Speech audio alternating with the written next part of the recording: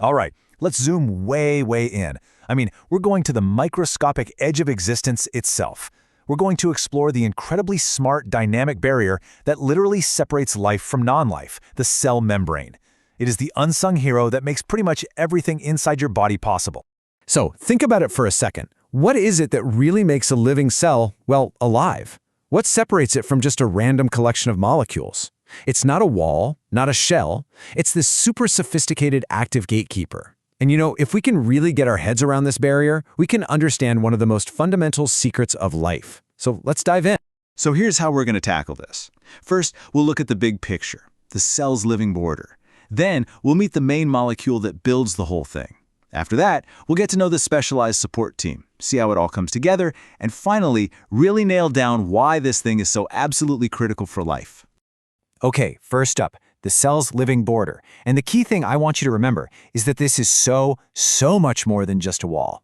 The best way to picture the cell membrane is to think of it like the border control of a huge, busy city. It's not just some passive brick wall. Nope, it's an active, intelligent system. It's checking IDs, it's letting nutrients in, it's pushing waste out, and it's constantly getting messages from the outside world. It's flexible, and get this, if it gets a small tear, it can actually repair itself. How cool is that? So how in the world do you build something that incredible? Well, it all starts with one single key component. So let's meet the main building block of this whole structure, the amazing phospholipid. This right here is our star player.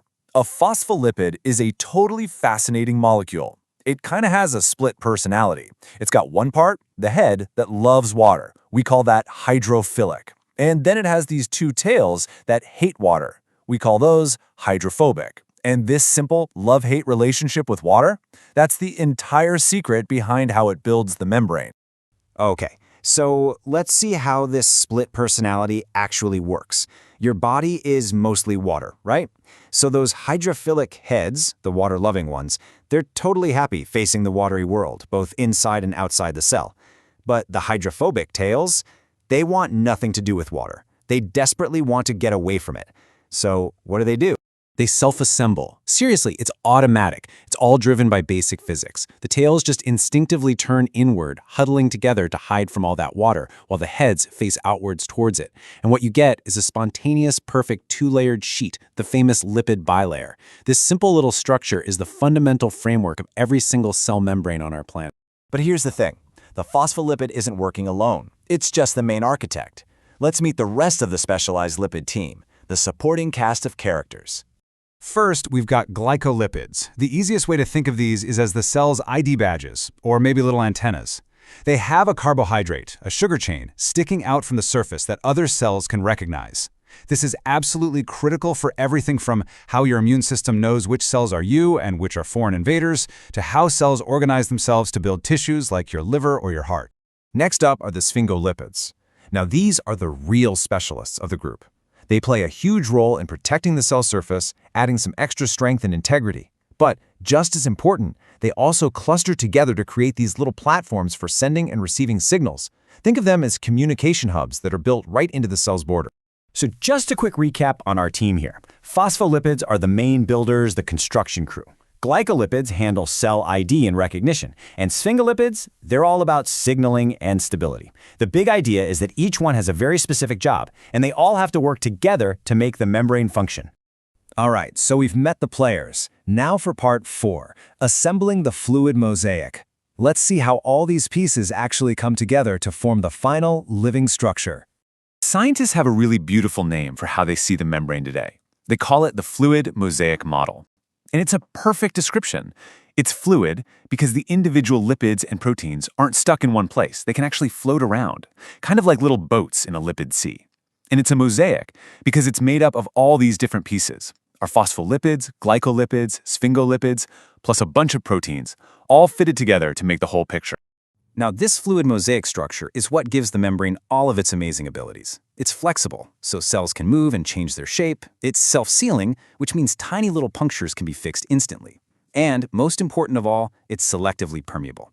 That water-hating core we talked about creates this really strong barrier, which lets the cell be super picky about what comes in and what goes out. And it's not just about keeping bad stuff out. It's about maintaining a totally different chemical world inside the cell versus outside. That difference, that gradient, is how cells store energy. It's literally like a microscopic battery that powers life itself.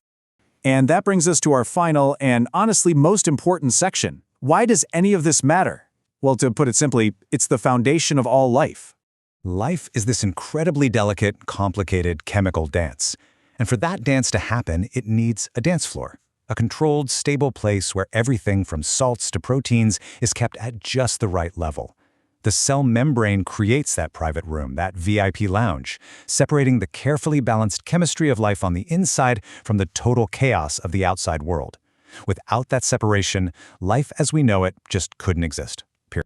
So, if there's one thing you take away from all this, let it be this. The elegance, almost simple structure of these little lipid molecules, that basic love/hate relationship with water, is what directly creates their magnificent, life-sustaining function. In biology, you see this over and over again. Structure dictates function.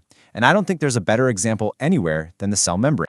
It's really mind-blowing to think that every living thing on this planet is made possible by this self-assembling, fluid, intelligent sea of lipids, which, of course, leaves us with one last thought to chew on. If this tiny microscopic barrier is so smart, what other secrets are our cells hiding?